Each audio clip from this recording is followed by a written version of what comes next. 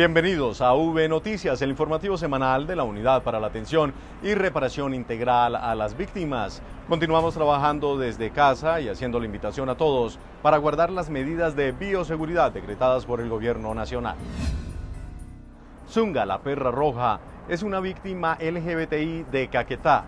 Ella nos contó sobre su proceso de reparación integral y cómo conmemora el Día Internacional contra la Homofobia, Transfobia y Bifobia. Su nombre jurídico es Herman Iglesias Lara, pero es conocida como Zunga, la perra roja, la mujer trans que en Caquetá y en el sur del país es un ícono de empoderamiento en materia de políticas públicas y de derechos humanos para la población LGTBI. Las instituciones y organizaciones sociales creemos que es necesario seguir abanderando la lucha por la ciudadanía LGBT. Como víctima del conflicto, también destaca la labor realizada por la unidad en los procesos de reparación incluyente. Es importante porque es un espacio primero de incidencia, de veeduría, de control ciudadano y de incidencia social y política para que las víctimas LGBT y las víctimas, tanto por hechos victimizantes y por enfoque diferencial, logran tener una representación y una voz que interlocute con la unidad de víctimas y con todo el SNARIP. A sus 28 años, Zunga trabaja como asesora de la Gobernación de Caquetá en la gestión con la población LGTBI y se desempeñó como representante de la Mesa de Víctimas. En esta oportunidad, cuando se conmemora una fecha en rechazo al prejuicio, discriminación y odio en contra de la población LGBTI, el director de registro de la Unidad para las Víctimas, Emilio Alberto Hernández, nos amplía varios temas relacionados con esta población. Precisamente nos acompaña Emilio. Bienvenido a V Noticias, el informativo de la Unidad para las Víctimas. La Ley 1448 establece la implementación de un enfoque diferencial para esta población LGBTI. Y quiero preguntarle cuál es la ruta que deben tener estas personas con este enfoque para declarar y ser incluidas en el Registro Único de Víctimas. Aunque el tratamiento diferencial se evidencia de mejor manera en los procesos de asistencia, atención y reparación de la unidad para las víctimas, desde el registro lo que hacemos es capacitar al Ministerio Público para una adecuada atención a esta comunidad y a las víctimas de delitos contra la libertad e integridad sexual. No existe una ruta diferenciada que la que establece la Ley 1448 en los artículos 155 y 156. En el registro aparecen separados como bisexuales, lesbianas, gays, transexuales, intersexuales, ¿o se identifican solo como LGBTI, director? En el FUT se encuentra un campo para la población LGBTI. Si la víctima lo considera pertinente dentro del autorreconocimiento, puede desagregar y adicionar la información.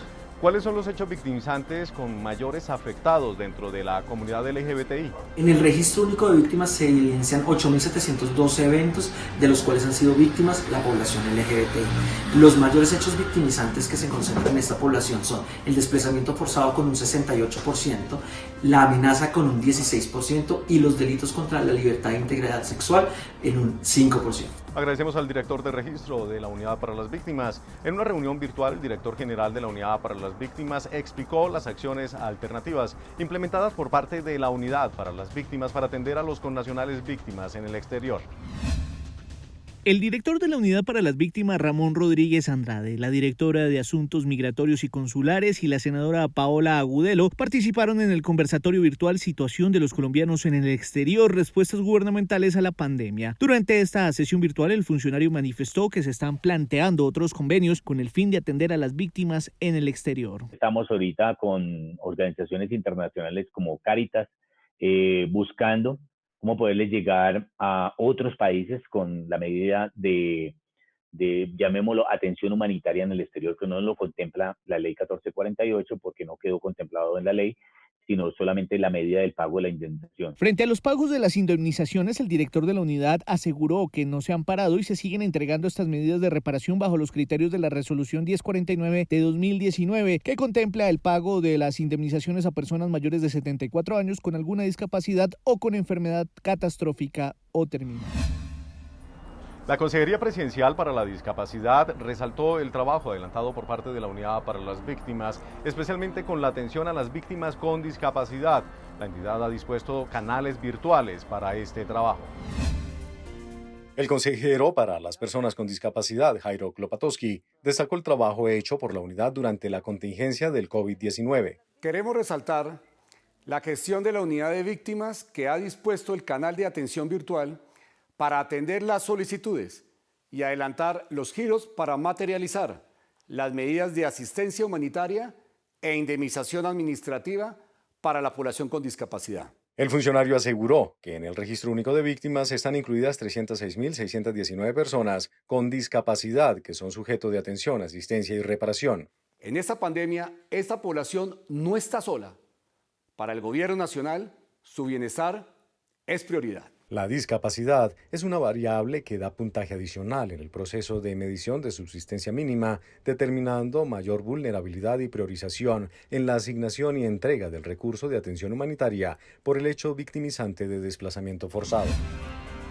La entrega de indemnizaciones y el apoyo a las acciones en reparación colectiva a través de estrategias de trabajo y métodos virtuales son algunos de los avances de la Dirección de Reparación de la Unidad para las Víctimas durante estos primeros meses del año. La Unidad para las Víctimas reportó resultados positivos en reparación colectiva en los primeros meses del año. Así lo explica el director de reparación de la entidad, Enrique Ardila. Hemos realizado la implementación de 5 acciones, lo que nos permite llegar a un total histórico de 1.538 acciones implementadas en 165 sujetos de reparación colectiva. Actualmente se adelanta una estrategia de abordaje virtual para realizar acciones en el desarrollo de la ruta. Hasta el momento se ha avanzado con 22 actividades para establecer posibilidades de concertación en los planes integrales de reparación colectiva. Hemos acompañado a sujetos de reparación colectiva, campesinos, barriales, organizaciones, grupos, pueblos y comunidades étnicas con 23 acciones. En cuanto a reparación individual, solo entre el 17 de marzo y el 8 de mayo se han entregado 59.518 indemnizaciones administrativas por un valor cercano a los 456.400 millones de pesos. Gracias al proyecto de reparación colectiva que implementa la Unidad para las Víctimas y en familias afrodescendientes del municipio del Bagre, se benefician de la primera cosecha de su proyecto piscícola. Queremos contarles un poco de este proyecto productivo que miramos acá a fondo, que es un proyecto productivo que se ejecutó con recursos de la Unidad para las Víctimas en el marco de la reparación colectiva.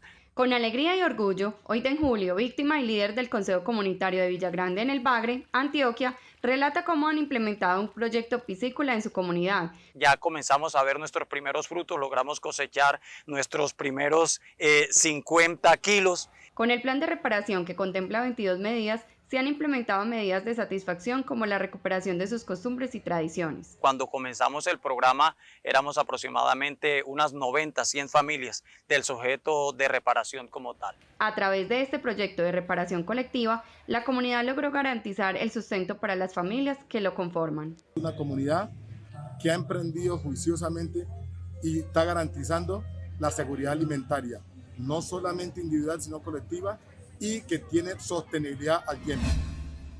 La Dirección Territorial Córdoba de la Unidad para las Víctimas presentó un balance de lo que ha sido su gestión durante estos primeros meses del año. 141 familias indígenas afectadas por desplazamiento recibieron ayuda humanitaria por parte de la Unidad para las Víctimas en Córdoba durante el primer trimestre de 2020. Pudimos entregar kit de alimento y aseo a población que fue víctima de desplazamiento forzado en los municipios de San José de Uré y Tierra Alta.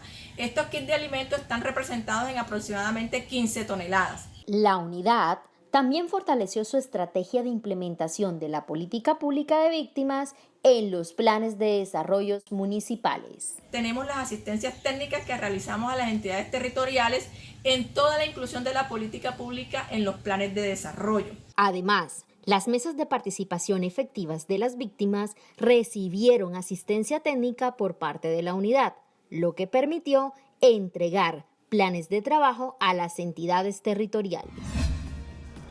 Hasta aquí el informativo V Noticias. Muchas gracias a las personas que nos escriben a diario. Recuerden que pueden seguirnos a través de nuestras redes sociales en Facebook, Instagram, YouTube, Twitter con @UnidadVíctimas. Hasta pronto.